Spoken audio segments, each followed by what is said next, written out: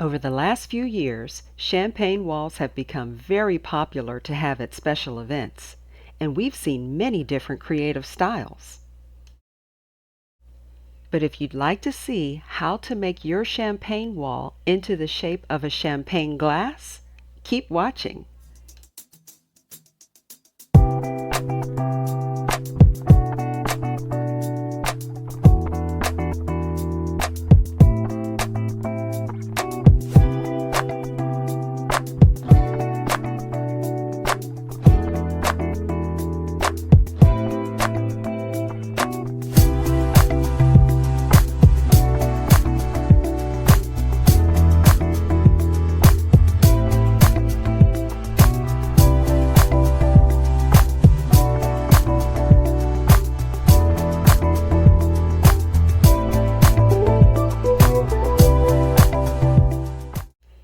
So I started with an extra large sheet of 1/4 inch thick MDF board from the Home Depot.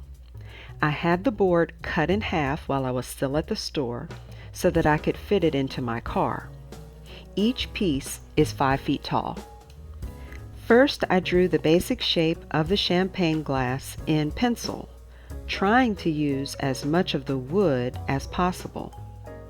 So you can see here that I'm using the straight edge of the wood as the edges of my champagne glass. This would reduce the amount of actual cutting that I would have to do with my saw. Now it took me a few tries to try to get the shape the way I wanted it, and also to try to get it to look even on both sides. Then, when it looked pretty good to me, I went over the lines with a Sharpie to make the correct lines to follow a little bit more visible. I even had a real champagne glass there that I could keep looking at for a reference.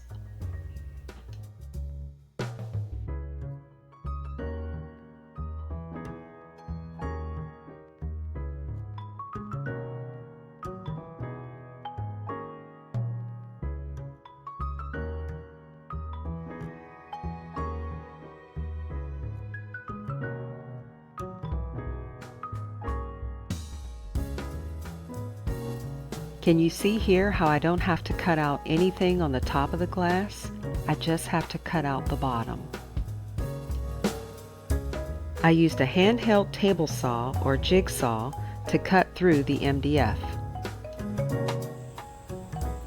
I got the sawhorses set up, but it was so hot outside, I needed the sun to move over just a little bit more to give me some shade, so I waited another 30 minutes.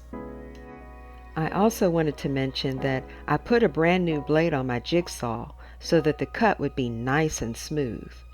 That reduces the amount of sanding I'd have to do later. Okay, here we go. Ready to cut. Ready, set, go. I have to admit, I was a little nervous about using the saw. My hands are not as steady as they used to be. If I make one wrong cut, I'd have to buy brand new wood and start all over again. And nowadays, wood or MDF is not cheap. But if I can do it, you can too. Just take your time, cutting smooth and steady. I learned not to force the saw through the wood. Just guide it and let the saw do the work for you. I also had to reposition the wood several times to make sure that I didn't cut into my sawhorses. Just take your time. You can do it.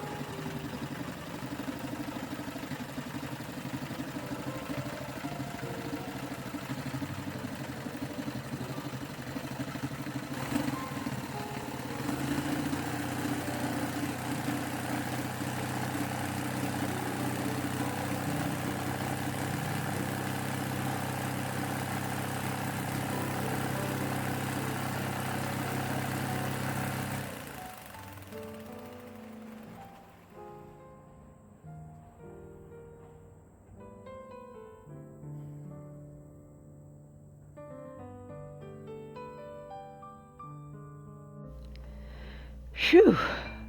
One side down, one side to go. Unfortunately, I can't give you any pro tips on this part of the project because I'm not a professional carpenter. But I can say this: it's not as hard as you may think. The most challenging part for me was trying to keep the blade on the line that I drew. Sometimes it feels like the saw wants to do its own thing, but you have to stay in control.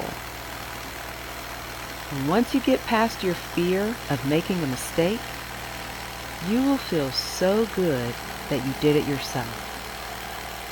And it builds your confidence to tackle future projects. So take it from me, you can do it. And here it is. Not perfect, but pretty good, and it'll look better after I do a little sanding. Now remember I mentioned that I had a large sheet of MDF cut in half into equal parts? Well, that's because I'm going to be making 2 of the exact same champagne walls. And since I want them to be exactly the same shape, I'm going to show you how I use a little trick to do that. Instead of taking the entire champagne glass and laying it on top of this piece of wood to cut out the new shape, I'm just going to use the scraps that I cut off on the sides and trace those out. That's going to give me the same thing, and it makes it so much easier than having to lift the other wood and put it on top of this new wood. I think I got the hang of it now. Maybe I can go a little bit faster on the second one? It's a good thing I moved a little bit faster, because as soon as I made that last cut, then this happened. Now for the more fun part. Let's decorate. I'm using this white paint and primer as a base coat for the champagne glass. The reason I'm doing this before I use my champagne color spray paint is because MDF is very porous. It's like thirsty for paint. So if I just use spray paint right to the MDF, it will suck up all the paint and you'll have to use so many coats. So priming first will save you money on paint.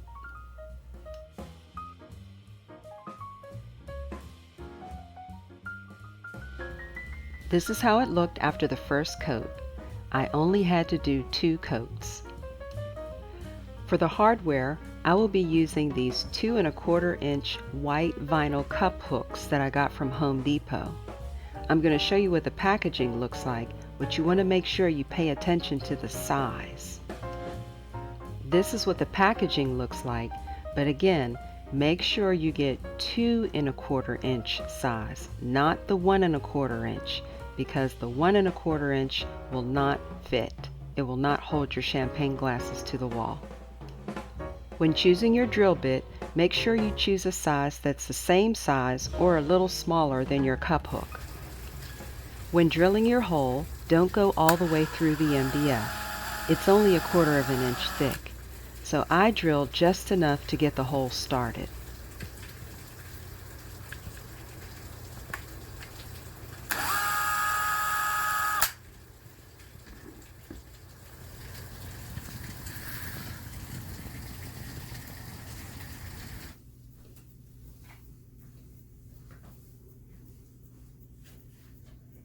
Okay, so before I move on to the next step, I wanted to give you guys a little bit more information on how I did with the measurements in case you wanted to try something like this for yourself. I left space at the top so that I could add some wording if I wanted to. You can add words like bubbly, bubbles, spirits, champagne, prosecco, whatever you want to call it, for whatever the occasion is and for whatever you're serving. I came in from the edges about 3.5 inches.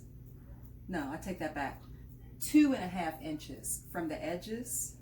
And that gave me a total of 1, 2, 3, 4, 5, 6, 7 across here, 7 across here, that's 14. And then down here, there's 6. So I have a total of 20 glasses that I can put on display. After I took the measurements coming from the edges, then I put my first hook in, and I measured about 3.5 inches in between each glass. This will give me enough room to put a glass in comfortably and then not bump into the second glass when I'm trying to remove. So when you have them all up here, you just lift and remove. And the same thing going in. Lift and remove. The measurement from this row to this row is 10 inches exactly. So I just tried to line them up the best I could, 10 inches down, and I made the next row of holes. Now let me tell you a little bit about as I was trying to put the hooks in, because this is something you want to be cautious about. This particular piece of MDF is only about 1/4 of an inch thick, so it's fairly thin. And I did it that way so that it would be lightweight enough for me to carry by myself. Also, the height, the total height of this champagne glass is 5 feet. That way, I can fit it into the back of my vehicle with no problems. The other thing I want to mention is that when I was drilling the holes for the hooks, I only drilled in just enough to get the holes started. I did not drill all the way through. And then I took the hook and I started to twist it into the hole. And because the hole was not drilled all the way through, whenever I would start twisting on the hook would really bite into the MDF, and it gave it a much stronger hold. I do not have these hooks all the way to the base because the hooks are also 1/4 of an inch long, and they too would go all the way through the MDF. I didn't want to go through to the other side because I'm thinking I might have plans for the other side.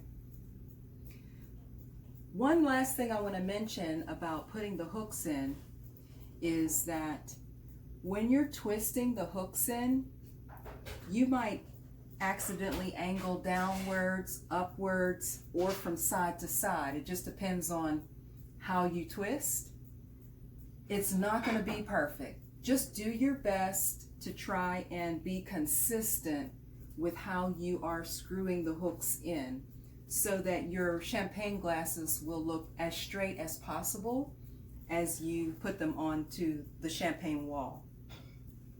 My last row of only 6, I staggered this row in between this row so that the whole entire champagne wall would continue to have the same shape of the champagne glass as you came down to the bottom part of the champagne wall. So I just wanted to give you those measurements. If you have any additional questions, feel free to ask me down in the comment section below. And let me know if you plan on trying a new shape or a new design for your champagne wall. I would love to see your inspiration pictures.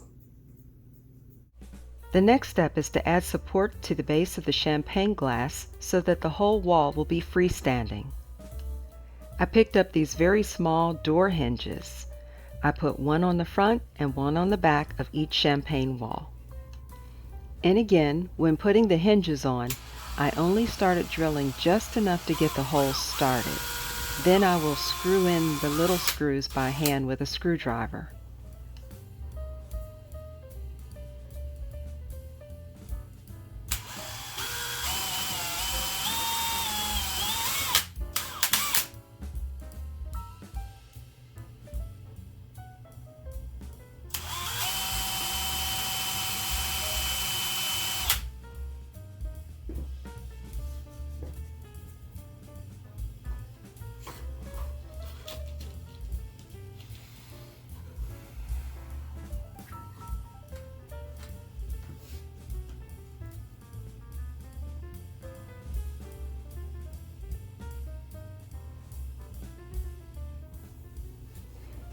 Here's a better angle from the other side so that you can see what I'm doing.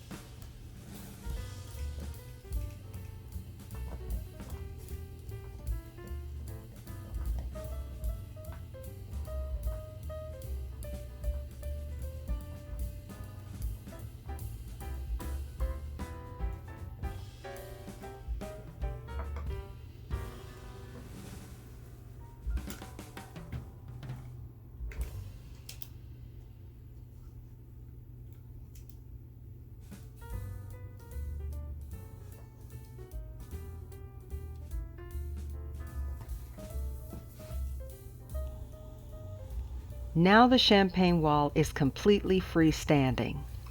The reason why I wanted to use door hinges instead of L brackets is because I wanted to be able to collapse this down completely flat for when I'm storing it and also for when I'm transporting it. Now I want to show you some fun things that you can do to the other side of the champagne wall to get additional usages out of it. Since I have two champagne walls, one side is painted champagne color.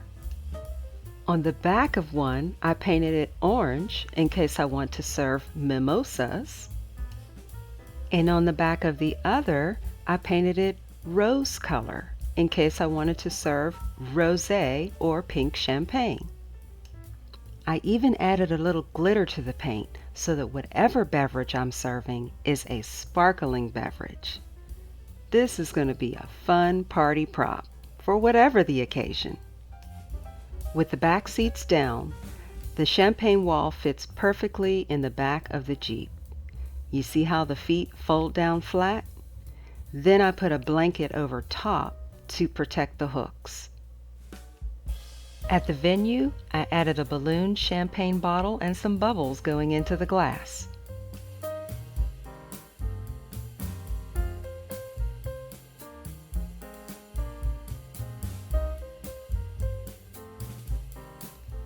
I put one on each side of the entrance of the venue. The champagne will already be poured so that when guests arrive, they can just grab a glass on their way to their seat and be ready to celebrate. I hope you enjoyed this DIY and will consider making your own. These champagne walls will certainly be a fun addition to my party prop rental collection. Buying or renting champagne walls can be very expensive. This one is $400. This one is coming in at $550. And this one is $795. And trust me, I've seen ones even more expensive than this. So to me, it's worth the effort to make it myself as a DIY. I save a lot of money and I can pass that savings on to my clients. If you enjoyed this video, remember to press the like button down below and leave me a comment. I love hearing from you and I try to respond to all of your comments. Come back and see me again. I post videos on interior decorating and special events. I'm Steph Storm and you'll see me next time.